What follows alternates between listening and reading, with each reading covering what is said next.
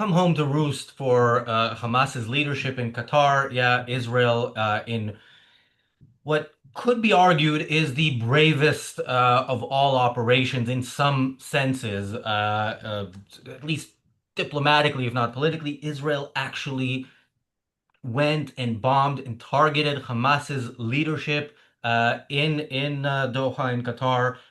We don't have, I think, all the information yet about who's been killed and who's not. And Hamas immediately issued some statement saying everybody got away, and of course that is not the case. But yeah, in any case, whatever the results of the operation, this is really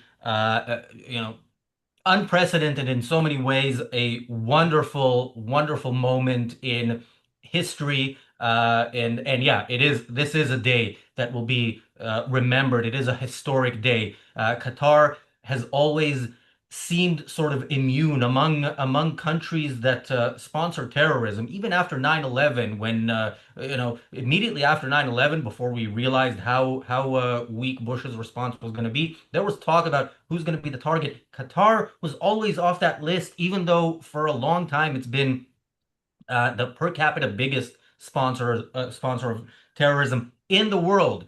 Now, Qatar's leadership, unfortunately, was not targeted here, and we don't expect them to be targeted anytime soon. But this showed that Hamas's leadership really is not immune anywhere. I mean, in Gaza, they hide in tunnels. In Doha, they were not hiding because there's no reason to hide because who's going to target them there? Well, turns out Israel did target them there as they had promised. Since October 7th, Israel has said we will take out Hamas's leadership everywhere.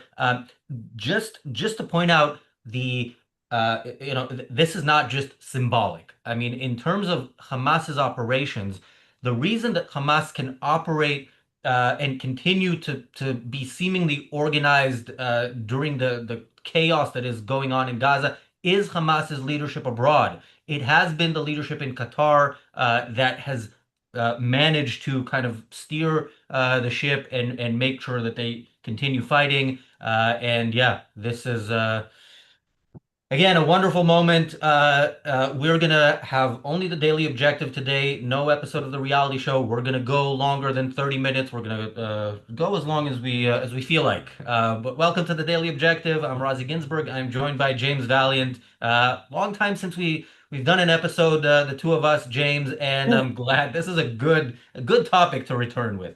this absolutely is. I color me surprised. Just the last time I was on a Daily Objective, I was chiding Netanyahu and Trump and saying, "Oh yeah, big talk, no action."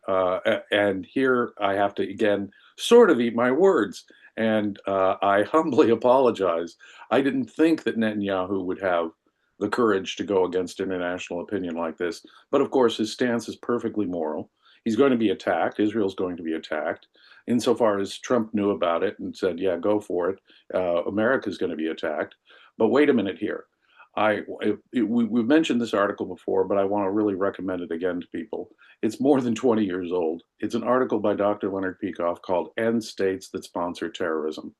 When we talk about sponsoring terrorism, we're talking about people who aid and abet in these horrific atrocities of October 7th or 9/11, for example. And no country that harbors these perpetrators should be immune. Indeed, they are aggressors. To be protecting, coddling, harboring leaders of Hamas makes Qatar a war enemy of Israel and the United States, frankly. The United States, with its completely morally bankrupt position on things, uses Qatar, for example, to negotiate with such evil actors as Iran. But that tells you the evil of Qatar right there. And it is the perfect example of moral compromise. But insofar as there's any aid, any protection, I include Turkey, I include Qatar, I include any country that would harbor and host terrorist leaders, they are a valid target of war. They have taken an aggressive stance against Israel. They are aggressive enemies of Israel. In feeding, coddling, and protecting these terrorists, they are a rational object of attack in a self defensive action, obviously. But they are an enemy, a war enemy. If Nazis had fled Germany and were finding protection in another country in Europe, that country would be protecting, say, top leadership of the SS or something. Would they be a valid target during World War II? Of course they would be. But I can back up even further. Qatar is a dictatorship. I don't even care if the majority of Qatarians support their government. It has no moral legitimacy as a government. In other words, it in itself has no moral legitimacy. As you point out, it has been the place that has protected, coddled, aided, and abetted the perpetrators of October 7th. They richly deserve their leadership, frankly, are a valid war target. So I don't expect that. I don't expect that. But wherever these terrorist leaders are to be found and wherever they're being protected, the country makes itself subject to being a valid target in a rational self-defensive war. But the government of Qatar has no legitimacy in itself. Of course, they should be attacked. Oh, that's where Al Jazeera is headquartered too, by the way. Of course, they're the sponsors of these lies. Of course, Hamas is lying. You don't trust anything Hamas says in the wake of this attack. No one was hurt. I mean, we're accustomed to, right? Hamas is lying because their lips are moving. So we know that, and so we can ignore that, but we don't know the success of this. But just doing it shows moral clarity. I am impressed by the courage, the willingness to stand up to the international community, because there's going to be a hue and cry from across the world, the evil of Israel in doing rational things and defending itself, and rather than the evil of Qatar in protecting the perpetrators of October 7th, which ought to be the focus here. Yeah. Let's remember on October 7th, the Palestinian people led by Hamas invaded Israel, raped, tortured, burned people alive, murdered nearly 1,200 people, took 251 hostages. And at the same time, Daniel, if we have that clip, this was what Hamas's leadership was doing that morning in Qatar in their hotel. Yeah, you can play it. We don't need the sound. We can hear our own voices over it. Yeah, this is them watching Jews being murdered, Jews being taken hostage, watching the Palestinian people welcome, the hostages by beating them, by, celebrating the massacre. And this is Hamas's leadership doing a celebratory prayer. Some of these people are now meeting their 72 virgins. We don't yet know how many, but I think six were targeted. But tomorrow on the show, we will have more information that we have now. But again, even if, by the way, even if not one of them was killed, the fact that this was done is a huge moment in history, and hopefully a sign that Israel is ready to do what needs to be done to a great extent, to the extent that it isn't. I'm going to talk about that later. But I also want to point out something else. I've been watching the news since the news came in, and one thing you often would get, and I've been hearing this for decades, when Israel would kill, any individual terror leader, in the past, there's always the question of retaliation, or not even the question, the knowledge that an attack is coming, and the question of where and when and in what form. There is none of that now. And the reason there is none of that now is because nobody is left to retaliate. And this is with all the criticism we have for Israel not doing enough, and I still think they're not doing enough since October 7th. Uh, Look at what has happened. The only thing that's left is Hamas in Gaza, pretty much. And they're struggling, let's say, again, not as struggling as they should be. Nothing is gonna come from the north from Hezbollah, because they're done pretty much. Nothing is going to come from Syria because that regime has been removed, and the new Al Qaeda regime has no weapons because Israel took them out. Nothing is going to come from Iran because Iran found out what the consequences are of their actions, and so nobody is left to retaliate. So let's again remember, we've criticized not just Israel, we've criticized every country in the West, and will continue to do so for their lack of moral clarity when it comes to the war between the civilized West and the barbaric Muslim savages. But again, Israel has done so much more in the past 2 years than America did after 9/11, and on days like this, it should be commended. Absolutely. You know, someone who, does a shooting and kills people and escapes into a building, and the building owner says, "You can't come in. We're protecting the people." And maybe you got the shooter out there, but maybe you've got the guy who planned the whole thing in the building. You can't come in and get the. No, they would be guilty of a crime, obviously, of harboring a serious criminal, which is aiding and abetting the crime. The same logic has to apply to international situations. If you are harboring, if you are harboring, protecting, housing in any way, and protecting and insulating from harm in any way, perpetrators of October 7th, you are yourself an aggressor. You have joined in on the aggressive impulse. I want to contrast this too with the use of the negotiations through third parties, obviously, and but with the Hamas leadership that was in Qatar. Now think about that. Here you are saying it's valid for me to kill you, which is the correct moral stance. Then I want to ask what the validity of the negotiations, all those long, drawn out negotiations were. I know their impulse was to get hostages back. I know that was their impulse. But wait a minute. These are people you have every right to kill and take out in that country where they are. Do you really think they could possibly be a good faith bargaining partner? Do you think you have anything to gain from negotiating with these people? But you're right, their leadership isn't in Qatar now. Now, apparently, the Hamas personnel that are left are basically in Gaza, closer to those hostages. Let me put it that way. And so it has rearranged, the entire Middle East over the last couple of years. The entire Middle East has been entirely reshaped thanks to what good things Israel has done. As you point out, they did attack, they brought down the Syrian government. They did neutralize Hezbollah in Lebanon. They did attack Iran.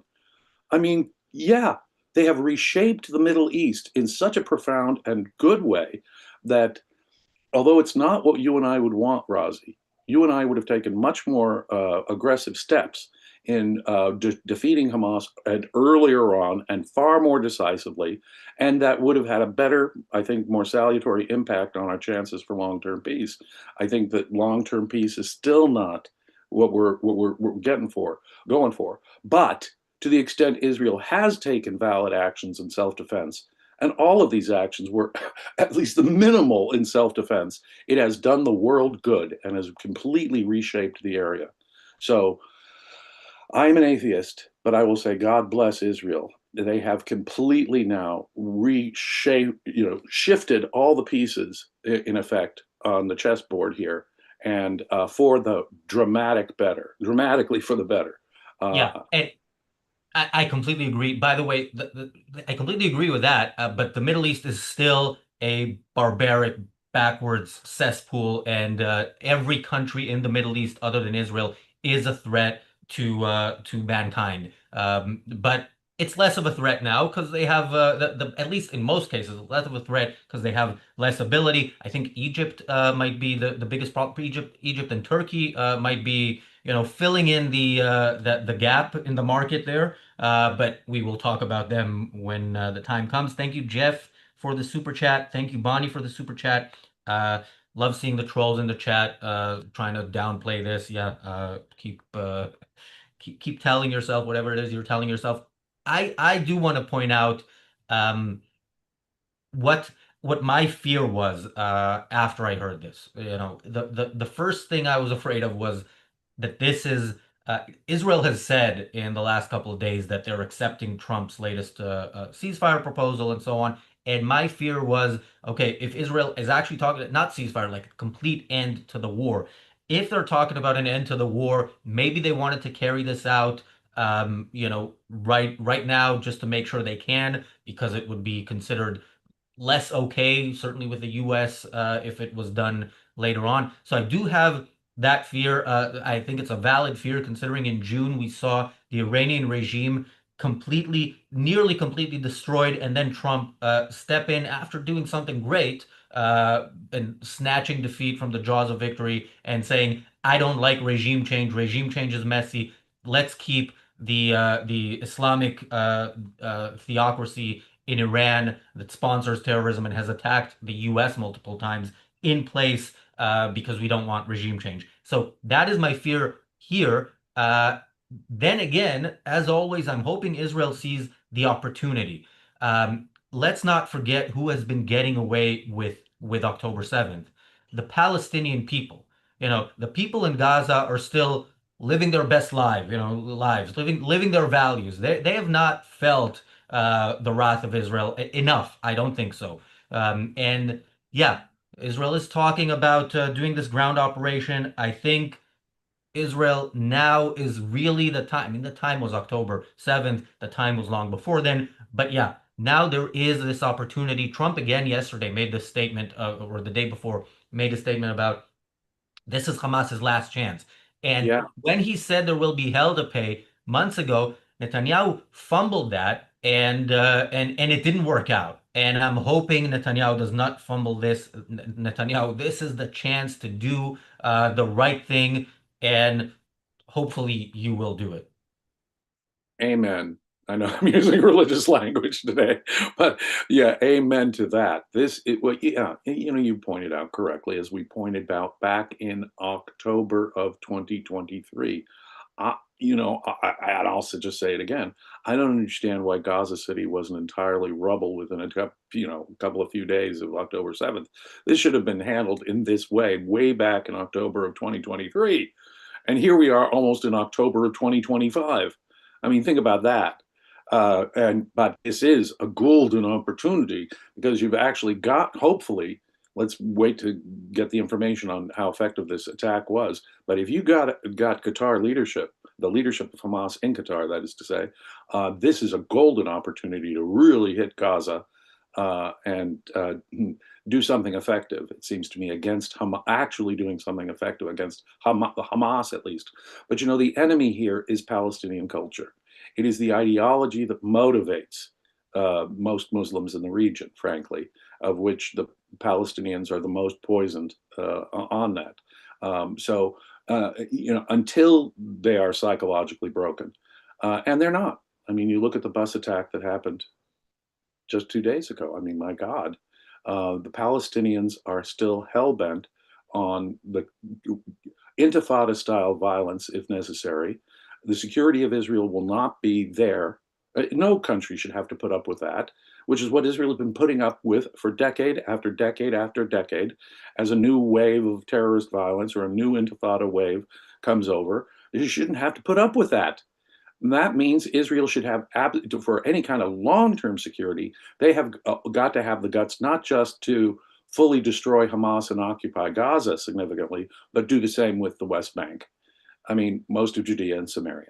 So that's my view. And until we handle both ends of this problem, Israel's security is still very much in doubt. Yeah, I agree with occupying Judea, Samaria, and Gaza. I would just do it after first of all, fully defeating the Palestinian people and then kicking out everybody who's left because they should not be there, and Israel should not keep risking soldiers' lives to essentially protect Palestinians. Look, it's going to be more difficult for them with Iran in their current situation in Qatar, but they still have friends who will keep sending them whatever they can send them, whatever helps them kill. However many Jews they can, and if they can't right now do another October 7th style attack, they'll do whatever they can, like they did yesterday, murdering 6 Israeli civilians, killing, I believe, 4 soldiers in Gaza. Again, soldiers who are there protecting the Palestinians. The soldiers on the ground in Gaza are not protecting Israeli citizens.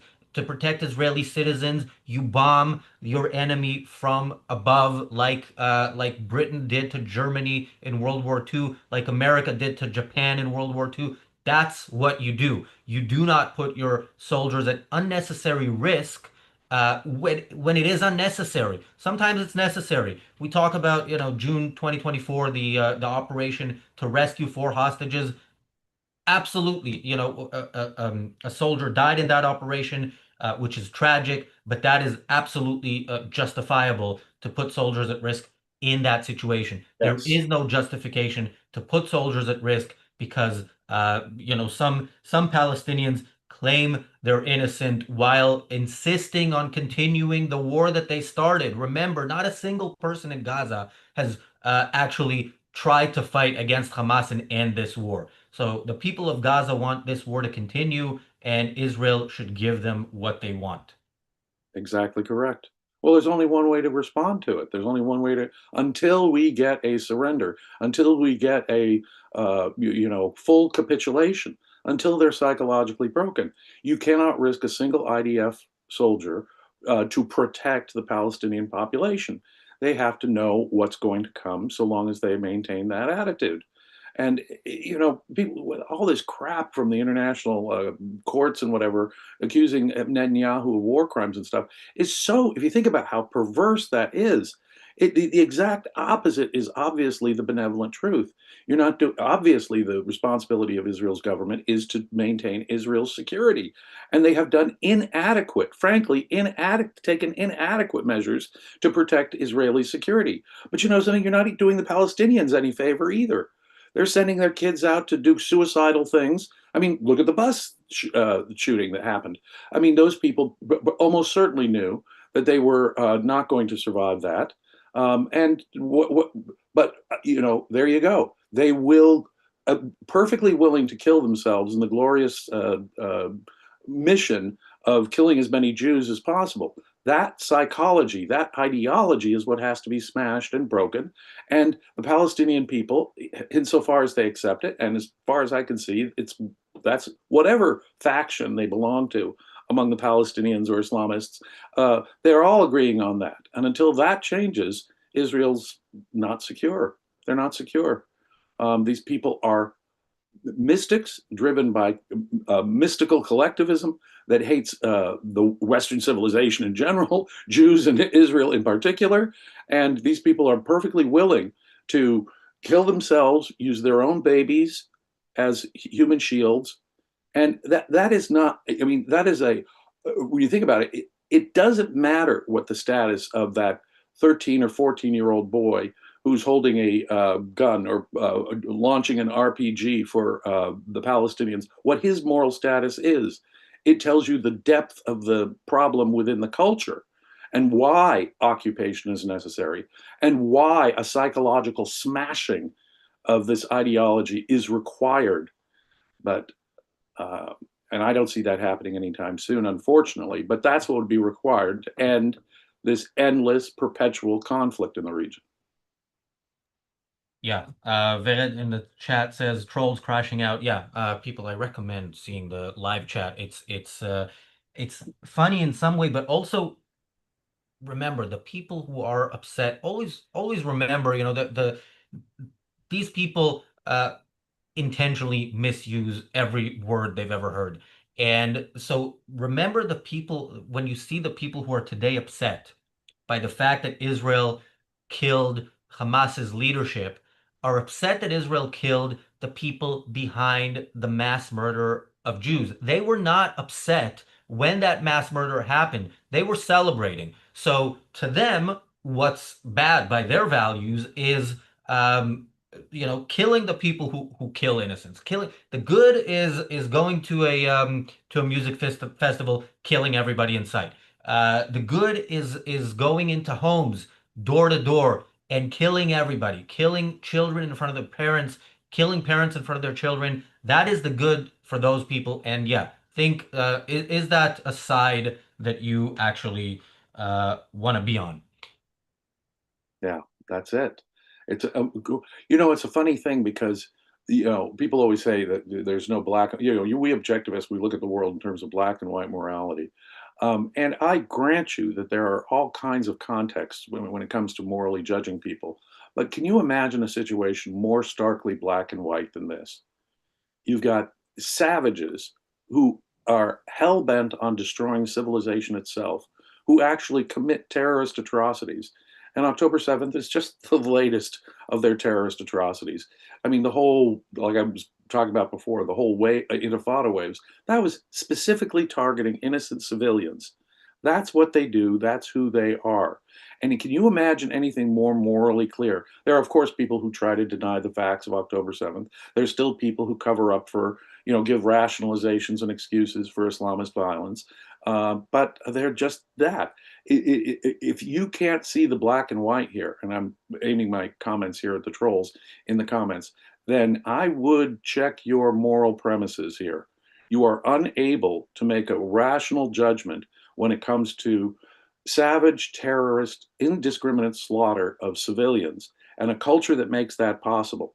And at least a semi-rights respecting civilized nation, part of Western liberal values at the very least, fighting for their lives against it.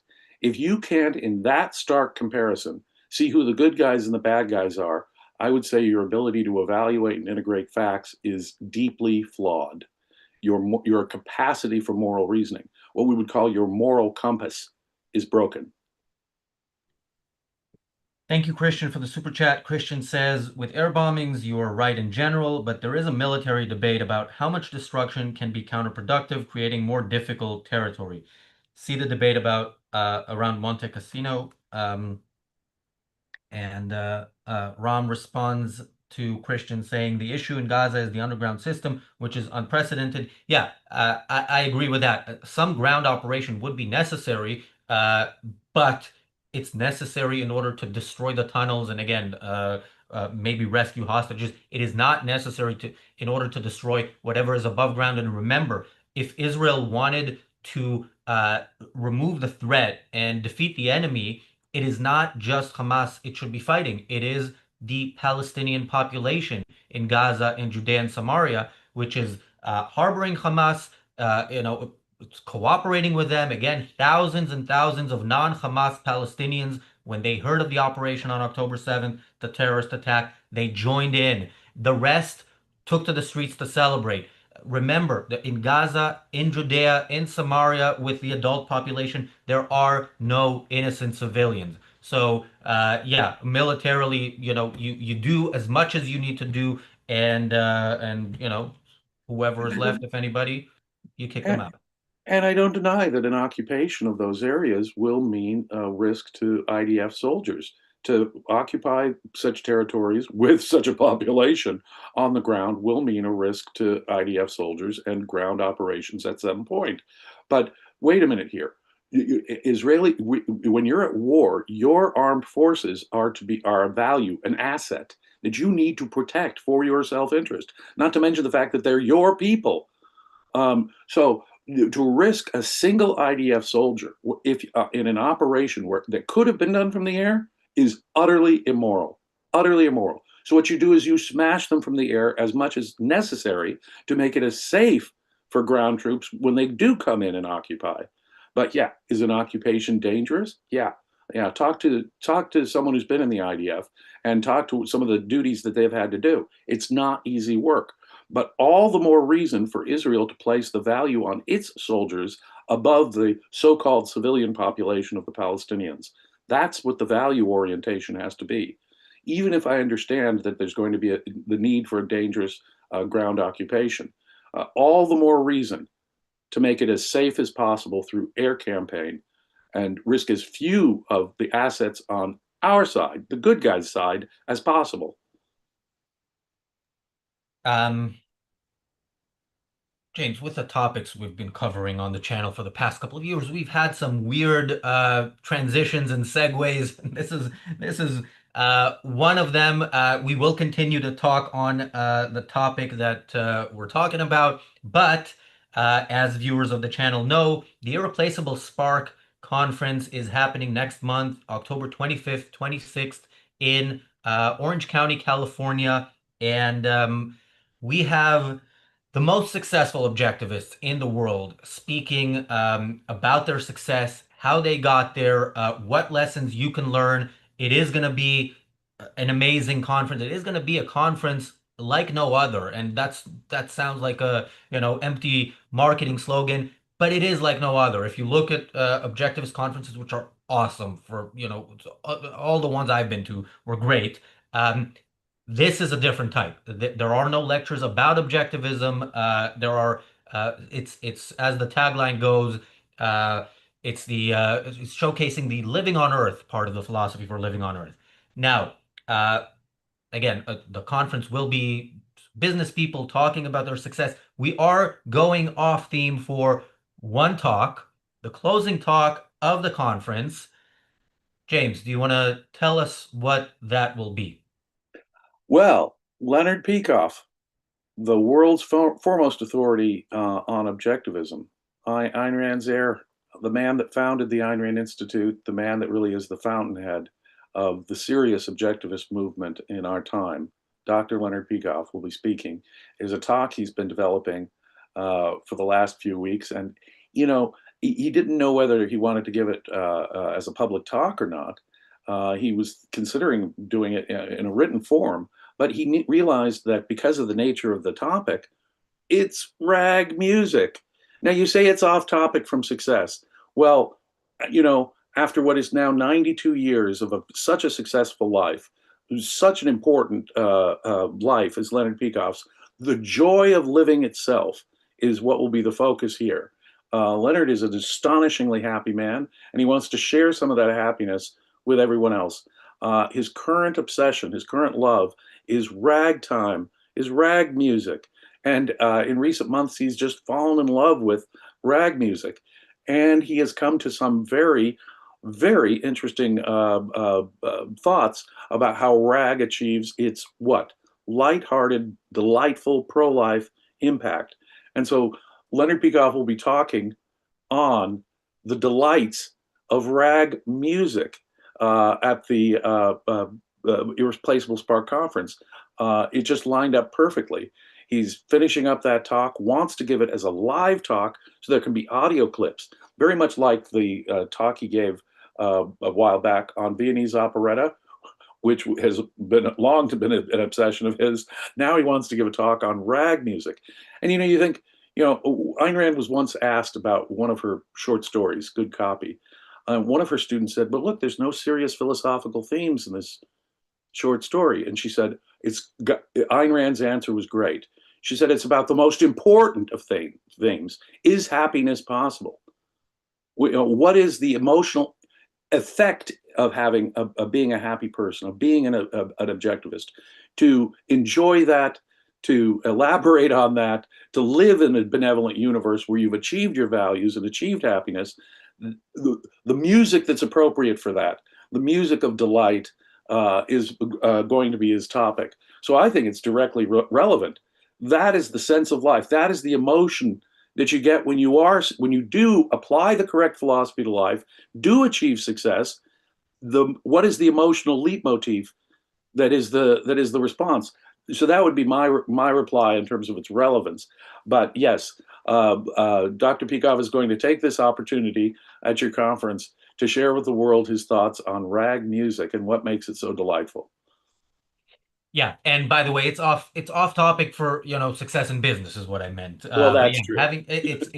it's never off topic for an objectivist conference to have Leonard Peikoff speaking there. No, Yeah, that is when you texted me about this, I it was at night, I couldn't sleep, and I appreciate the text, of course. It's absolutely amazing to me that Leonard Peikoff will be speaking in person. People ask me, is he going to be doing this remotely? No, he is going to be in person on stage in Orange County for this conference. So yeah, make sure you sign up. Objectivism.co.uk. The Irreplaceable Spark Conference takes place October 25th, 26th. That's a weekend. So no excuses. Uh, yeah. All right. With that wonderful announcement, let's get back to the topic. And actually, let me ask Daniel to come in because Daniel has been behind the scenes. And with stuff like this, we do a show, but things happen as as we go along. And I don't know if we missed anything news-wise. So Daniel, is there any update? Hopefully, good updates. But yeah. Well, we have a bunch of comments from different governments. Of course, most of them are condemning. So, I might just read them up. We have the Spanish government, which, of course, people might know, have recently recalled their ambassador from Israel. They've categorically condemned the attack, describing it as a violation of Qatari territorial sovereignty and flagrant violation of international law. Apparently, leaving terrorists in your territory is not a violation of international law. Yeah, so Spain, would have earned an episode on this show sometime this week, and still might. There's a lot of other stuff going on, but yeah, Spain has gone full anti-Semitic. Their response to October 7th included, siding with the enemy, so with the Palestinians. So yeah, this is interesting. Categorical, whatever it was you said. I'm not sure the Qatari government's condemnation was as strong. Of course, Qatar knew this was coming. But the fact that they knew it was Qatar, coming doesn't mean they approved it. I hate to break it to the Kingdom of Spain, but Qatar is acting aggressively against Israel and harboring people who attack it. No, no, in protecting Hamas, Qatar is an aggressor. We just repeat that really clear for moral clarity, in case the government of Spain doesn't realize that anytime you harbor the aggressors, leaders, perpetrators, planners, even just grunt soldiers on the ground, if you're harboring and protecting people who've engaged in that kind of aggressive warfare against another nation, you are one of the aggressors. Get over it. Qatar, you are morally responsible for Hamas, protecting Hamas, the perpetuation of Hamas, the aggression against Israel on October 7th. You have, after, and it can happen, like I say, you can be what they call in law, accessory after the fact. If I know you just committed a murder and I'm hiding you from the police in my home, am I not helping you get away with murder? Yes. Qatar is like the person harboring a known murderer. They are legally, in part, responsible for the murder because they're not letting justice come to the murderer. They are preventing us from protecting ourselves against the murderer. They are actively involved in aggression. So, Spain, you've got it exactly morally upside down. Qatar is an aggressor against Israel and indeed all of civilization. Yeah, and Israel has taken some, okay diplomatic steps against Spain, but I would like to see a lot more. Certainly, there is the first thing Israel should have done with the three countries that, sided with Nazi Germany and are now siding with the Palestinians, Norway, Spain, and Ireland.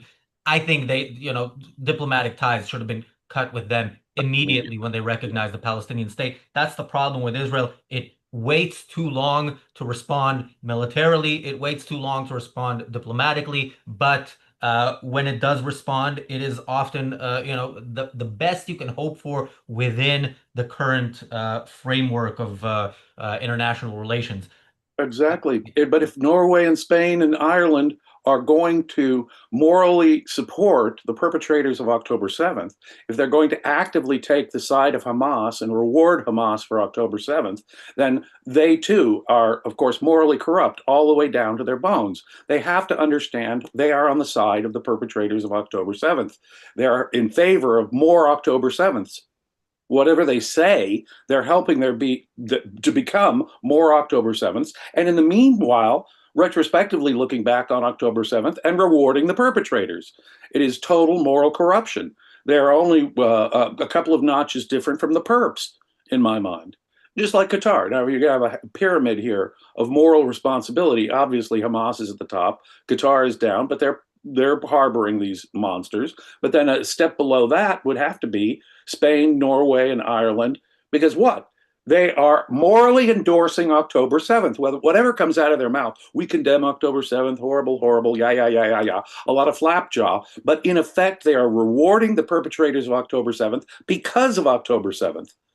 And when they condemn the attack of Qatar, what they're saying is it's okay to protect and harbor murderers, keep murderers around so they can regroup and murder again. That is the position that Spain, Norway, and Ireland is taking. That is how evil it is.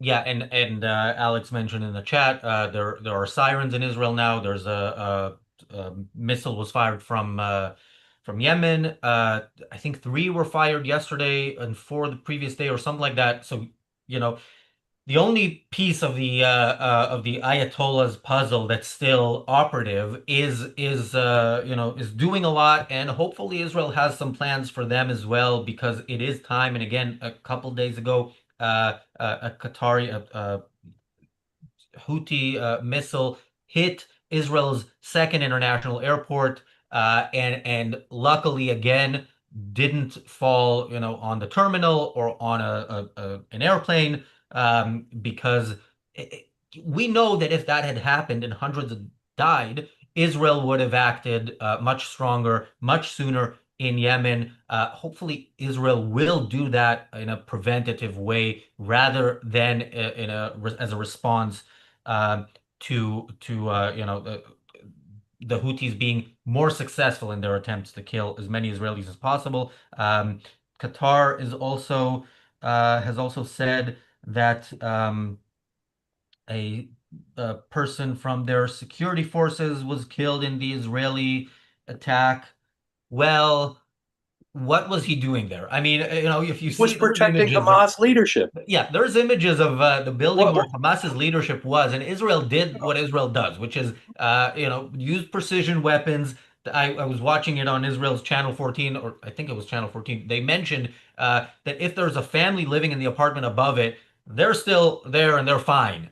So yeah, if somebody from Qatar's official security forces was killed, it's because he was with Hamas. So right, good. right. It's like saying, "Oh, I condemn the person who killed Hitler's bodyguard." The Qatar security is protecting Hamas. They are in fact the right on the real edge of the evil that Qatar is doing. So you tell me the security personnel near and around these Hamas people, or just Qatarian security personnel in general, they are the bodyguards for Adolf Hitler. There's nothing morally wrong with killing the bodyguards of Adolf Hitler. And all of these Qatarian security forces clearly fall into that category. I would even have the attitude about Qatari civilians. Let's say someone who's just blissfully ignorant and they just happen to be from Qatar gets attacked. Well, that's the effect of your government. That is the moral effect of your government aiding and abetting, being a principal after the fact, being, I'm losing the legal terminology here, but aiding and abetting a murderer. That's what happens. Don't be surprised when if you are harboring a murderer, a wanted known murderer in your home, don't be surprised if the SWAT forces surround your home. And if you yourself get injured in the course of them getting it, it is your own damn fault because you were protecting the murderer. And I would say this about all of Qatar, particularly Qatar's government and security forces. They're the moral equivalent of Hitler's bodyguard. Yeah, one of the anti-genocide campaigners in the chat says, "Coward Jews can only shoot children and spit on old Christian women." Yes, I believe Hamas's leadership self-identifies as both women and children. So that is what happened in Qatar today, and I'm sure somebody from the plane also spat after they fired the Well, this is one of missile. those chaps who I was talking about before who lacks any kind of moral compass. Women and children were slaughtered and mutilated on October 7th. What is the correct response to that? Israel has been taking unprecedented steps in the history of warfare to protect so called civilians, steps that I do not think they ought to have taken. They warned people to get out of buildings before they bomb them. They're trying to feed the enemy population. This is it's bizarro world to call this a genocide. If women and children are being killed in Gaza, it's because of Hamas. Hamas is morally responsible. So I just have to ask this person to check their moral premises. And look, you expect some kind of what? Intrinsicist, pacifist, turn the other cheek attitude on the part of Israel, but not on the part of the Palestinians. I see. Okay. These are people who mutilated dead bodies and used body parts like frisbees on October 7th. These are people that burnt children alive and used rape as a systematic tool of terror on October 7th. If you can't see that a correctly violent response to that was necessary, and if you can't see that what Israel has been doing is exactly the opposite, if you can't see, for example, that the attack on the bus day before yesterday was an intentional attack on civilians, whereas Israel is clearly doing everything they can to target leadership and infrastructure, then I'm afraid your moral compass, sir, is Yeah, entirely broken. that's the thing, James. It's not that they can't see. They see all of it. They know exactly where they stand. They saw because Hamas live streamed because they know the values of their supporters of the pro-Palestinian movement. That is why Hamas live streamed. Resources put into the live streaming of it could have been put into killing more. But they knew long term live streaming the mass murder and torture of Jews is something that people who support the Palestinians want to see.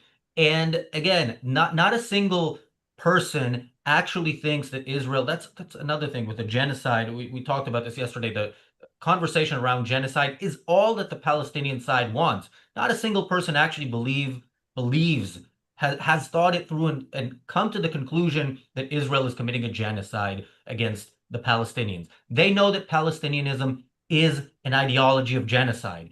It's not as successful as the previous attempt to get rid of the Jews, but that is all Palestinianism has always been about. They take everything the Palestinians do and claim that Israel is doing it. So like now, and we see this in the chat as well. There's Israelis raped. A few times. Even Al Jazeera tried to claim that Israeli soldiers raped Palestinians, and then in some cases the actual Palestinians who were supposedly raped, and actually this never happened. And even Al Jazeera retracted a few of these stories. The starvation stories, when they get specific, every single time they get retracted. They get retracted on page 25. The headline is look at this picture of somebody who looks like they're starving, and then a few days later on page 25, actually this person had this or that disease that caused them to look this way. So again, not a single person on the anti-Israel side actually believes that what it is that they accuse Israel of, and we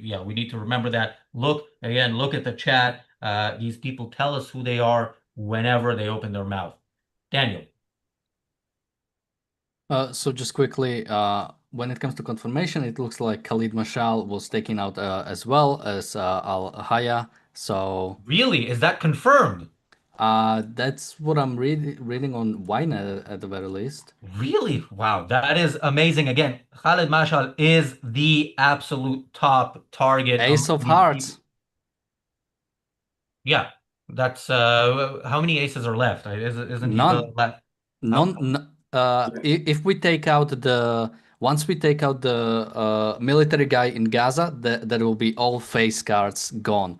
King of Wow. Diamonds was Al Haya, and Ace of Hearts Khalid Mashal, and Wow. I think we have a queen left. A king of no, Queen of Spades would be left, which is Is Al Adin Al Haddad. He's the commander of the He's the commander of the Gaza City division of Al Qassam Brigades, meaning this upcoming operation, if he indeed is in Gaza, which I'm not sure if we have intel on, might be taken out. I have to say, Ynet in Hebrew is not confirming Khalid Mashal's death yet, but again, if he if it is 100% confirmed, he will get his own episode, I think, of a show on this channel. That guy deserves it. We will be celebrating that. Thank you, Bonnie, for being a member of the Ayn Rand Center UK YouTube channel for 39 months. Bonnie says, congratulations on holding the first of many ARCUK international conferences. See you and Leonard Peikoff at the Irreplaceable Spark Conference in October. Yeah, see you there. Hopefully see many of you there. Trolls in the chat, you will get kicked out and not refunded, but buy a ticket, why not? Yeah, James. Yeah, no, I have to say that is really good news. If they did get both of those guys, those were apparently the target, and they are the top of the pyramid of Hamas right here. So if that happened, if we can get confirmation of that, then this was entirely and utterly successful and cause for celebration. Finally doing what Netanyahu said he was going to do way back in 2023, which is entirely destroy Hamas.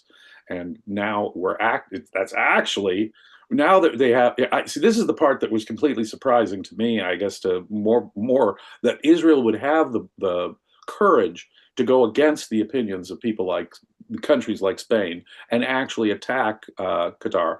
Qatar, you have been an aggressive threat to Israel. You have been an aggressive threat to America. America even uses you as a middleman to talk to evil powers. But the fact is, the Qatari government is, no doubt about it, an aggressor. They are have been harboring and protecting these monsters, these leaders. They have been acting, like I say, as Hitler's bodyguard. So Qatar has no grounds to complain. No, nor does any other country that harbors the leaders of aggressors against another nation. I'm sorry, they've put themselves validly on in the target zone, and that's that. And wonderful if this, in fact, is true, that Hamas leadership got it. Then I can think of no people on this world who deserve to die more than Hamas leaders. So maybe Iranian leaders. Yeah, what glorious news. Daniel, before I go back to you, Anne in the chat asks, Peikoff is going to be there. Yes, you missed our announcement, but yes, Peikoff is going to be there. He's going to be speaking there. He's going to be giving actually the longest talk of the conference and the closing talk of the conference. So yeah, we intentionally put it on a weekend so people can fly in and fly out, but make sure you book your flight for no earlier than late Sunday, because yeah, Peikoff will be, You will want as you would expect, will be closing the show. Yeah. Right. The effect of talking about in effect, the emotional effect of a successful life. Uh, uh, by enjoying your own achievement, in effect, and your own values, and enjoying that through the medium of music. Leonard is a remarkably happy man precisely because of his great success and his use of objectivism. What he's going to be talking about is how it provides him with this emotional leitmotif of delight and joy. And you won't want to miss it, believe me. Daniel. So apparently Saudi news are reporting that Khalid Mashal was taken out. Now he was targeted and he was supposedly at the meeting. So, but yeah, it doesn't look like we have an official confirmation from the IDF. We just have some ground reports. We have some Saudi reports on that. Now, when it comes to sort of more countries commenting on this, we have Mohammed Al-Frah, the member of the Houthis political office, Oh, who surprise, surprise. condemned this Israeli attack, saying Israel and the United States are fully responsible. So thank you for giving the credit to Israel. We have the You know Egyptian. that Israel and the United States ought to take out the Houthis altogether. Now, again, I have to say that although there have been attacks in response to what the Houthis have been doing, the United States and Israel have every right to talk about another group that the United States and Israel ought to be wiping off the map. It's the Houthis. So, yeah, thank you, Houthis. Also, Daniel, I missed you as I was reading stuff. I missed what the exact wording of the condemnation was from the Houthis. Is it as harsh as the Spanish one, or is it? I mean, they're on the same side, obviously. But, yeah. I just have a report of it. I can look it up specifically. No need. They're Spain. We know where Spain stands, so yeah, doesn't really matter that much. Just my own Isn't that curiosity. funny? Taking the temperature differences. So Spain's verbal, is much worse than Qatar, than say the Houthis. That is just rich in irony. It really is. And Yeah, it by the way, really, I remember, was it 2003, the massive terrorist attack in Madrid, which was a few days before the election, and the conservatives were leading in the polls in that election, and basically the people saw the attack in Spain and decided to vote for the socialists who who said it may have been 2004, basically who said they will pull Spain out of America's war on terror, which again was far from sufficient, but it kind of says something if you say, even the insufficient war that America is fighting is something we don't want any part of because the Muslims will kill us. So yeah, Daniel, or James. So we have the I'm not gonna read the whole thing. It's a long statement from the Houthi, whoever. I mean, he's not gonna stay here for long anyway, so why bother? But yeah, he calls Israel cowardly or whatever. But not much to go on. We have the Egyptian presidency in a statement saying, quote, that Israel targeted a meeting of Palestinian leaders in the Qatari capital Doha to discuss ways to reach a ceasefire agreement. That's all Hamas leaders are doing, are just talking about peace. It's been And so obvious that they've been sincere about these negotiations, isn't it? Every time they diddle us and delay us and take it back and give the West hope, pull it back, break an agreement, lie to the world. Everything that comes out of their mouth is a lie. And so, of course, as we all know, that's what was going on in Qatar. Our plans for great peace with Israel. That's what they were planning on doing, is coming to some final peaceful settlement with the nation and people of Israel. What rot. What planet are these people living? What dimension are they coming from that they could even evaluate it in that way? Astonishing. Um, okay, maybe some of this curiosity of mine is stuff we can look at for tomorrow's episode of the reality show. But yeah, now I'm curious about Spain's condemnation of October 7th, which I'm sure there was some, lip service to, oh, this is not cool. But yeah, it is astonishing considering all the stuff that people supposedly claim that they are against Israel over, which is civilians and so on. You don't have any of that you can claim here, and this is like this really puts them in a tough spot. This is like the pager operation, which we celebrated the anniversary of a few days ago. It's uh, they've got nothing when they talk about that.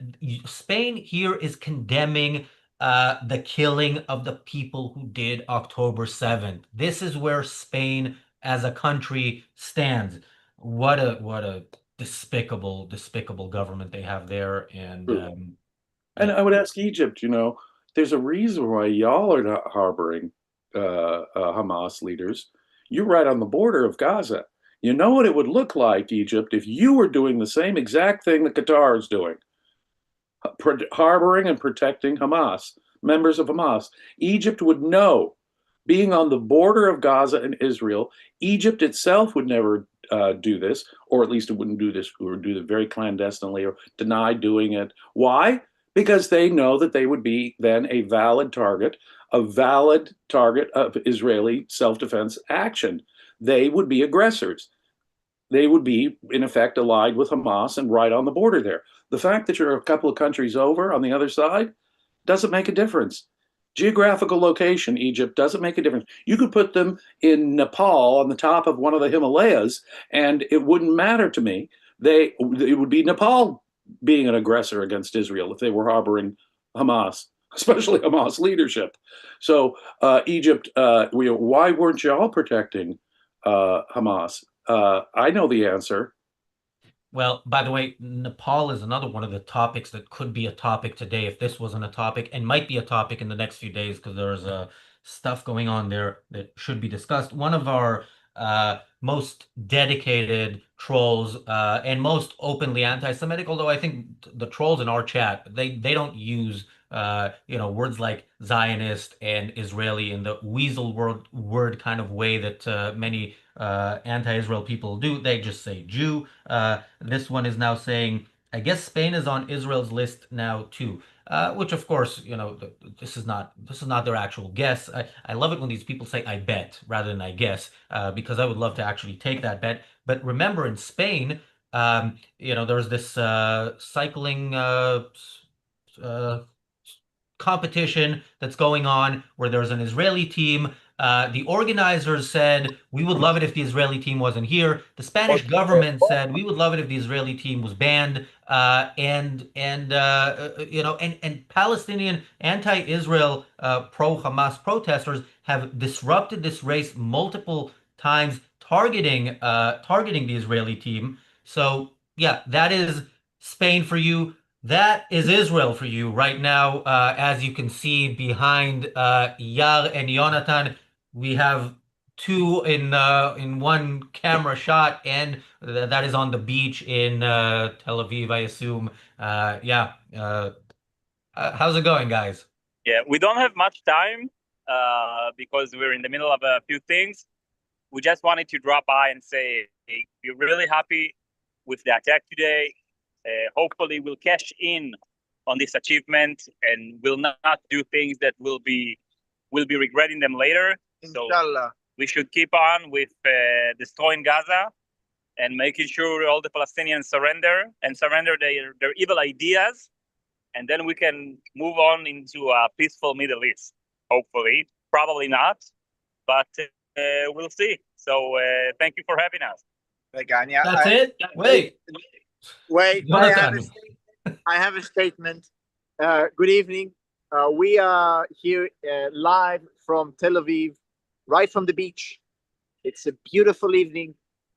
We have really spectacular people here. You see truly beautiful people going up and down, doing the sports, walking their dogs. Beautiful life people, here, the best people, the best the people, best people, and life here is at full force. And I think that's a very good image to contrast what life is like now for our enemies. What is the life of our enemies in Doha, in Gaza, in Iran? I don't think they are free to go on their beaches and celebrate life as we do here on a daily basis in beautiful Tel Aviv. So that is our message here, right here. 100%. No, but I don't want them to think we are a couple here. We are. Why? Wait. I have to say, I want to say I spoke to Yonatan earlier on the phone, and I'm remembering when the war with Iran started, and we had Yal on, and we heard the birds chirping in the background and so on. And I was talking to Yonatan. Yonatan at the time was not on the channel. I'm glad, Yonatan, you can be a part of this celebration. I'm glad ARCUK does not conduct breathalyzer tests before people go on the air, because they have a feeling you guys wouldn't pass. But yeah, this is the time to celebrate. So I hope you're enjoying it there. Thank you, guys. Am Israel Chai. Am Israel Chai. All right, always that's good great. to have live from Israel during a happy episode. Well, the good people of Tel Aviv ought to be celebrating tonight. I mean, truly, the Israel had cowardice, my friend in the chat. This is courage. Cowardice, whoever the country was that said that, this is courage. And the guy who said, is Spain now on the target? Yeah, if Spain were to harbor Hamas terrorists, they would absolutely be a valid target. So I don't think that the Spanish would be that evil and stupid. But even condemning this puts you on the side of the bad guys. But yeah, should you aid and abet murderers? Guess what? You're a criminal. You are a violent threat. So if Spain should take the next step and harbor Hamas terrorists, then they would very much be a valid target for Israel, in my mind. Yeah. Thank you, Robert, for the super chat. Robert says, very, very cool. You need to be more specific. I think a lot of the things here are very, very cool, but yes, I agree with you. One of the dedicated troll in the chat says Jews, and then a bunch of vomiting emojis. Thank you for taking a stand against genocide. Yeah, Daniel. Just quickly, Gil Yaw in the chat says Khalid Mashal, that has been confirmed by the ARCUK. Now, them confirming it, I've read that report. It's just them saying what I've said, that the Saudi Arabian news organization has reported that they have been killed. We do have a confirmation from Hamas that they weren't killed, so take it for whatever that is. Now they are claiming that I think even Khalil al-Khia wasn't killed, so they've said that Israel has failed. Now they are confirming that the son of al-Khia has been killed, as well as somebody named Jihad. But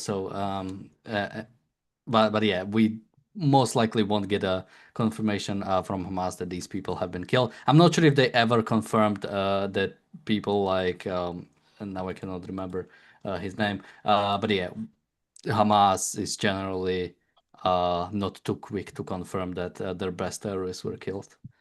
Yeah, by No. the way, last year when the there was those wonderful days of the pager attack and then the walkie-talkie attack and then people who were just been released from hospital after the pager attack getting targeted, and then we were live on either the Daily Objective or the reality show when the news came in that Israel targeted Nasrallah, and they're like 99% sure, and I was very dismissive. I remember I thought, okay, I've heard this before. This guy has more lives than a cat.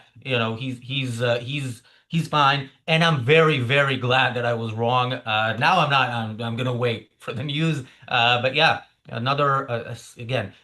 Today's episode is a celebratory episode that this was even attempted. Hopefully tomorrow one of the shows will be a celebratory episode that Khalid Mash'al is gone from this world. Yeah. Well, but I would expect reluctance on the part of the Qatari government and Hamas and frankly other governments to admit that there'd be success. So we'll just have to wait and see. But all other things being equal, I'm not believing Hamas. Okay, because I know everything that like I say, Hamas moves its lips, they're lying. So we can dismiss Hamas's denials. The proof will be in the eating of this pudding, as it were. And so let's keep our fingers crossed. And but the idea of the attack is itself a victory in my mind. The fact that they were willing to attack within the country of Qatar, it tells me a wonderful thing about Israel and Israel's willingness to go after the bad guys. The real leaders of the group that perpetrated October 7th, these evil, truly evil, some of the most evil people on the planet need to be killed.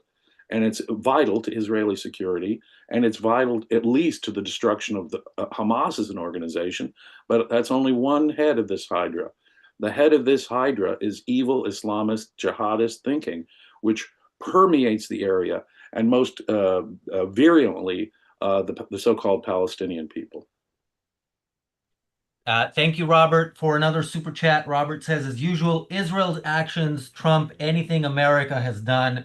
Why are you getting us in trouble, Robert? This is all Trump's doing. Well done, Trump, assuming it was successful. Yeah, let's not get ourselves in trouble. Also, I love it when the trolls, usually they just say Jews this, Jews that. Sometimes they actually ask questions as if they're really engaging in conversation about what's right and wrong. One of them says, what is the threshold for attacking Spain? It's the same threshold as always. If you are part of a war effort, the country has a right to defend itself against you. If Spain decided to harbor Hamas terrorists after October 7th, Israel has a right to target them wherever they are. So yeah, that is I love it. They think they gave you this question that you can't answer. Oh my God, you're talking about Spain. Spain is a Imagine during World War II, General Tojo of Japan was somehow escaped Japan and was being harbored in a third country someplace. Would that place not be a valid target for US bombs? If Joseph Goebbels had somehow escaped Nazi Germany while Funnily enough, it is the same nation. Spain was the nation harboring many of these. You're right. You're right. A brilliant observation of Mr. Krauss. Yeah, but if you're harboring Joseph Goebbels during World War II, guess what? You're a valid target. You're a valid target. That's not moral logic too complex for you, is it? I think it is. But for the person who asked this question, but like, is it as if someone was harboring a known murderer in their home and protecting them from the police? They are guilty of a crime. They are protecting murder. They are protecting this murderer. They are preventing justice from happening and threatening anyone that this murderer might kill again. So it's really a matter of simple self-defensive logic here. And if your mind can't wrap itself around the morality of that, then it's really you that has to check your moral premises.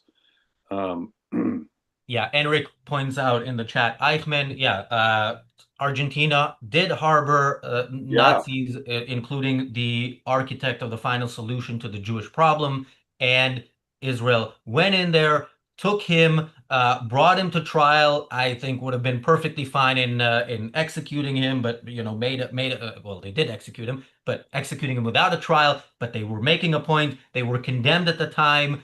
They were condemned by Argentina. Yeah. Okay. Well, If you want to harbor Argentina, you were Nazis harboring an evil terrorist. Your territorial sovereignty was not violated in any immoral way. In fact, Israel was simply defending itself. Now, I know this is after the Holocaust, after the fall of Nazi Germany. Even then, as I say, when you harbor a murderer after his crime, you are helping the murderer get away with that crime. So no, Argentina, sorry. Israel did the moral and correct thing when it snatched Eichmann from South America and brought it back to Israel, brought him back to Israel for trial. That was a wonderful moral thing. And if you think your territorial integrity was violated by that, there's a similar logic here. Then you have to really look hard in the mirror and think about your own moral stance. You were defending Nazis. You were defending some of the worst mass murderers in human history. I can't find it now, but somebody, I think it was Paul in the chat, asks if Alex is okay after yesterday. Yeah, Alex is fine. She was also in the chat earlier. And there was something else, but I can't find it now. Daniel. Well, try to guess. Let's play Guess Who. Who said this? I condemn Israel's strikes on Doha, which violate Qatar's sovereignty and risk further escalation across the region.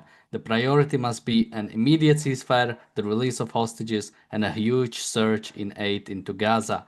This is the only solution towards long-lasting peace. Okay, my first thought is if you're asking a question like that, the answer will be Francesca Albanese, but then that is way too way too, she's mentioning the hostages, that's not her.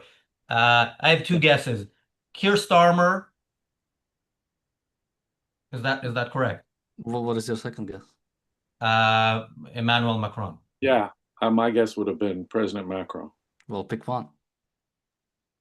I'll take Starmer. He's my prime minister. Yes, unfortunately. Yeah.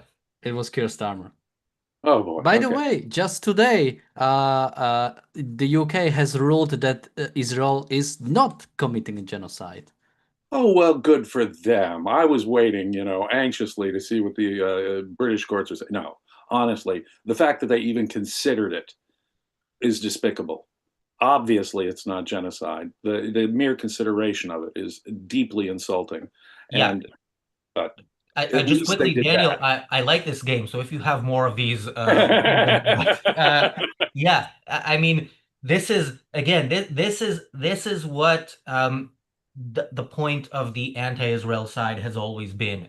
Nobody thinks it's a genocide, but they want that to be the conversation. So Britain saying Israel is not committing a genocide, while Spain, for example, is saying that Israel is committing a genocide, that's the debate. And yeah, that is a win for Palestinianism in either case. Right. If Britain actually was on the right side of this, they would say we're not even going to engage with that question because it's ridiculous. Palestinian is a genocidal movement, and Israel is defending itself from it.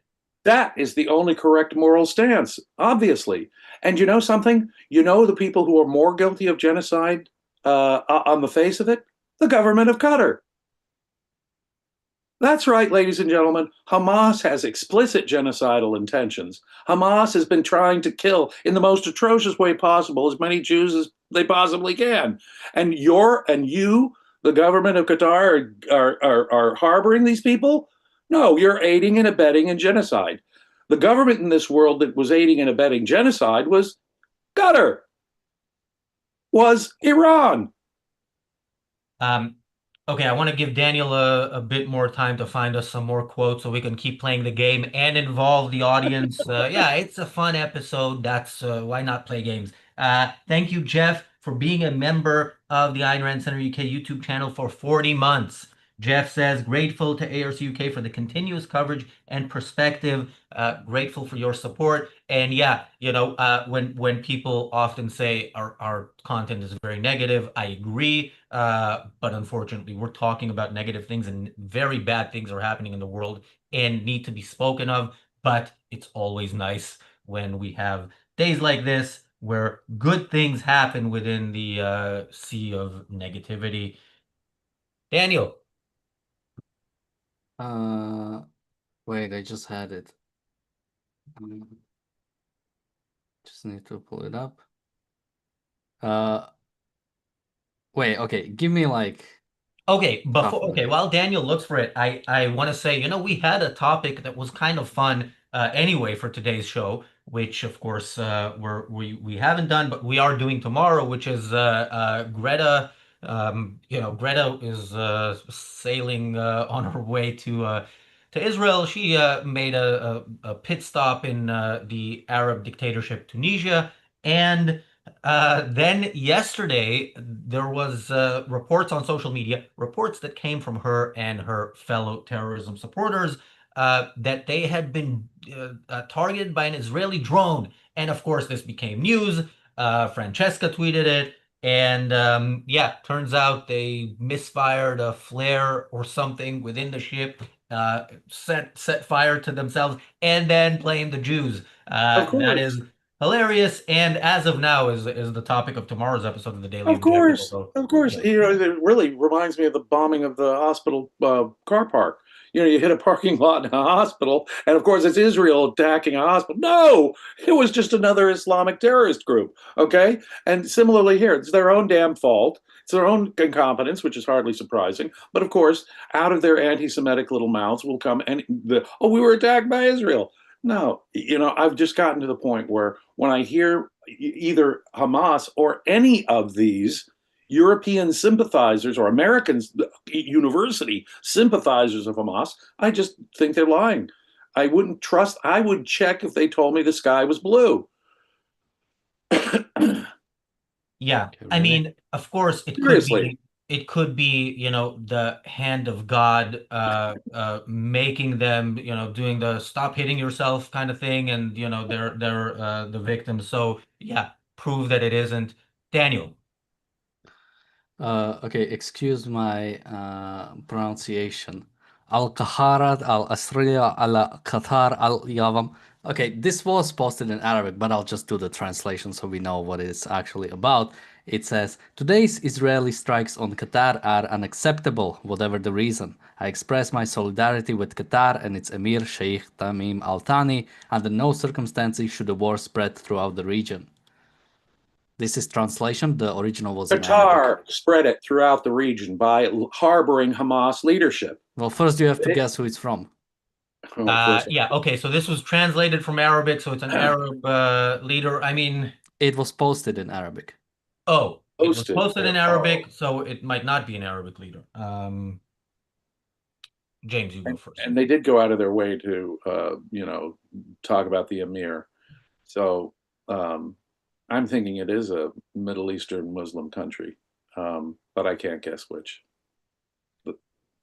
Can you repeat the quote, Daniel? And then that gives people in the chat, if there's a delay, also the opportunity to guess who it is. Today's Israeli strikes on Qatar are unacceptable, whatever the reason. I express my solidarity with Qatar and its Emir Sheikh Tam Al Thani. Under no circumstances should the war spread throughout the region. The region. That tips me off that maybe whoever he or she is saying this is from the region. But maybe Well, equal to reality suggests it might be Sadiq Khan. Vered says Tucker Carlson. That had to be translated from Arabic part cinches it. It's got to be Tucker Carlson or Candace Owen. Archimane says King Abdullah. Any other guesses? Amtamir says Mamdani. Yeah, this also seems this seems too too diplomatic for modernity. Yes. I like that. Oh, James, who did Tommy. you guess? Who did you guess, James? Um, I just guessed a regional leader in the No, you Muslim have to be region. specific. I mean, you Ah, can say leader of you can say the country if you don't, you don't expect you to know the names of uh, all the leaders in the Middle East. I don't know. Any one of them could have said it, frankly. Um, Prime Minister of Spain. I don't know his name. That's going to be my guess. I don't see any more guesses from the chat. So, yeah, Daniel, what is the answer? This was Emmanuel Macron. Wow. Yeah, He it's a does sort of. post he does post his tweets in Arabic. Yeah, Okay. I was gonna say it's not a leader from the region, but it's a leader from where the region has been exported to. So in a sense, yeah, it's a Yeah. not an Arab country, a soon-to-be Arab country. Emmanuel wants to really appeal to the Arab population because persuading them is with words like this and appeasement like this is obviously going to solve the problem. Yeah, solidarity, brother, solidarity. And by the way, WUB did say Macron. I don't know if he said it before you told us, Daniel. But there are no prizes in the game. So okay, should we wrap up with if you have another one, Daniel? That's it's a This is fun, Uh, I have to say. sure, I think I have a couple. There's some really serious news right now. Israel's attack on some Hamas leaders in Qatar. The entire situation is very serious. that sounds like Trump. Yeah, it sounds That's like a gonna be my guess. Democrat. That sounds like a Democrat senator or something from my own country, the United States. Nothing could be more, a weak tea, wishy-washy than, a U.S. member of Congress. So that's got to be the wishy-washiest, that sort of empty statement that I can only expect from an American politician. Well, we have some answers in the chat. Archimane says Rubio. Enric says Witkoff. Bonnie says Greta. Susie says Keir Starmer. Equal to Reality says Bernie Sanders. Um, Daniel, the answer is It's Pope Leo. I hadn't even considered Pope Leo, of course. The only one who can match in perfect emptiness a United States senator is, of course, the Pope of the Universal Roman Catholic Church. Yeah. yeah. Uh, We don't the Pope doesn't get the the respect he deserves. he does, yeah, we forget about him too frequently. Yeah, he's perfectly capable of moral mishmash.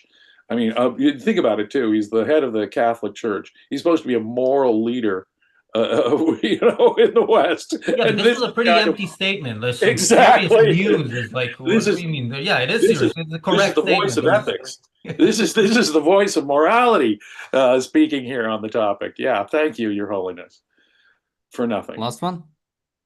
Yes, and by the way, I see that the chat is some people are watching on a probably slight delay. So Paul said Lammy, which actually no, Lammy would not make sense here because Lammy, I would expect, first of all, he's no longer foreign secretary, so he wouldn't be the one talking. But yeah, this is not a clear statement, whereas Lammy would presumably condemn. All right, last one. I strongly condemn the Israeli attacks in Qatar, a clear violation of the country's sovereignty and territorial integrity. Qatar has played a positive role to achieve a ceasefire and the release of all hostages. Everyone must work towards achieving a permanent ceasefire, not destroying it. That's the UN General Secretary General. What's his face? Gutierrez. Antonio Guterres. Yeah, Yeah, yeah. That's so boilerplate. Like that's it kind of is. That is yeah. boilerplate UN, isn't it? Yeah, that was actually the easiest one to get because it did sound United Nations, no doubt about it. Um, All right, this was Oh, fun. okay. We have a fight. There is a White House press conference going on right now, and I was waiting if we actually get anything out of it. Caroline Levitt, the spokeswoman for White House, that's what she is, right? Yeah, she's a Yep. spokesman for the White House. She said, well, she addressed the attack. She said, eliminating Hamas, which has enriched itself on the suffering of Gaza residents, is a worthy goal.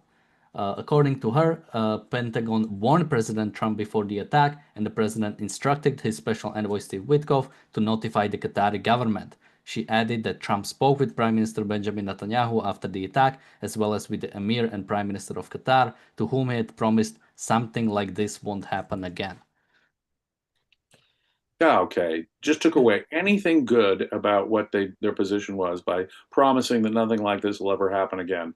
No, what needs to be the follow-up needs to be, and should you ever harbor terrorist leaders again, you should expect the same. At first I was going to say, okay, good for Trump in terms of bucking the international consensus on condemning this. But then, of course, they have to spoil it at the end and say, oh, it'll never happen again. Don't worry, don't worry. No! If you do anything like this again, expect it, should be the answer. It started so well, and then and then it ended so badly, like with the Iran war, which started so well, ended so well, but then the last part of it was They have a basically problem with the finish. It's yeah. really the Trump administration is really bad at the finish. Yeah. But yeah, that is still sadly that is still the best of the statements. That's not saying much since all the statements sided with the terrorists, so fully sided with the terrorists, and this one only partly sides with the terrorists. We'll head Trump to partly the with White Israel. House. Just give us this once. It won't happen again. God, what a pusillanimous, cowardly, wishy-washy thing to say. The end really does take it. But although it is the best statement from a world leader so far, it takes really all the positive from the first part when you say, "Oh, it'll never happen again." No, do this again. Harbor more terrorist leaders, and it will happen again. Promise. Should be the response. Yeah, I was talking to somebody when the news was coming in, and I said I really hope Israel didn't accidentally hit that 747 because that's gonna be bad news. But yeah, I guess with what actually happened, America is kind of okay with it, which is Kind of okay. Just don't that's do it again, you see. I'll try and smooth it with the Emir right now, and we'll promise we'll never do it again. Okay. By the way, I think I forgot to mention another great bit of news that came out of this, which is Qatar announced that they are backing out of being the mediator in the negotiations, which is a fantastic thing. Yeah, first of all, there shouldn't be negotiations. Second of all, when you have negotiations, the mediators are the people funding and hosting one of the sides, the side that is the reason this war is happening. That makes no sense. So yeah, let's hope that this is now. There's also a statement by Netanyahu saying this could lead to the end of the war. And again, the end of the war. What should be the end of the war is victory over the Palestinians. So yeah, that's not a good thing if it means ending the war through negotiation, but it is a good thing to know that the leadership of Hamas is gone. And Yes. And now an effective occupation of Gaza might really do some house clearing, at least on the Hamas component. But remember, folks, the enemy is not just Hamas; it's Palestinianism in general, and that's what we have to keep our eye on the ball on here. It's not just Hamas, although this really sounds like it might be a step towards the destruction of Hamas as an organization, especially if it's followed up properly in Gaza, because that seems to be what they might be reduced to now. But it ain't just Hamas, people. It's Palestinianism that is the enemy. It's this general jihadism philosophy that is the enemy of civilization. Israel and America are only hated because they are the ones who are willing occasionally to fight that savagery. Believe me, their sights are set against all civilization. Daniel, parting thoughts and where can people find you? Can you try it unmuted? So I was speaking Arabic, so good thing I was muted. Somebody said I should speak more Arabic, so I'll learn and I'll do so. You can find me on my YouTube channel, Damn Dan, and I mean last thoughts. I mean, fundamentally, this is great to see. Now, when it comes to sort of like notifying Qatar, something I'm still not sure about, maybe we'll know more about it, is how was Israel able to attack since Qatar, unlike Iran, has air defense systems in place. So I'm not sure if they either refuse to do anything about it since they knew Israel was just going to attack Hamas and not target any Qatar, so they just let it through. Or if Israel did coordinate with America and Qatar to basically allow this to happen. Mashallah. Thank you, Robert, for another super chat. James, parting thoughts and where can people find you? You know where you can find me on October 25th and 26th is in Irvine, California at the Irreplaceable Spark Conference. I am not going to miss the amazing stuff lined up here. I am not going to miss Jonathan Honig. I am not going to miss Alex Epstein. I am not going to miss Dr. Leonard Peikoff, who will all be speaking at the Irreplaceable Spark Conference at the end of October in Orange County, California. Please come on, people. I'll be there. You'll be able to talk with me if you want, and you pay for the privilege. As I understand it, you'll be able to get some advice from me if you think that's worth something. It might be, but there are so many other so amazing, cool, wonderful speakers and coaches there. Where I'm going to be in Irvine, California on the weekend of the 25th and 26th of October, and I urge everyone who possibly can to join me there. Objectivism.co.uk, that's where you can get your tickets. Enric asks a very good question that I have a very bad answer for. Is there a schedule? The schedule. So we're going to publish the schedule in the next few days, just a schedule in terms of who is speaking when. We're going to add blurbs and titles shortly thereafter. Yes, this is we're trying to put a conference together that would normally take well over a year, and we're doing it in 4 months. And this, this is one of the things that we, didn't deliver as soon as I would have liked to. My apologies for that, but it is coming very, very soon. I spent much of today working on that, and then the news interrupted me, very pleasantly. So, but yeah, that is coming. Thanks, James. Thanks, Daniel. Thank you, Israel, for another wonderful act for humanity. Let's hope many more of those to come. We are back tomorrow with the Daily Objective and the reality show. Be safe.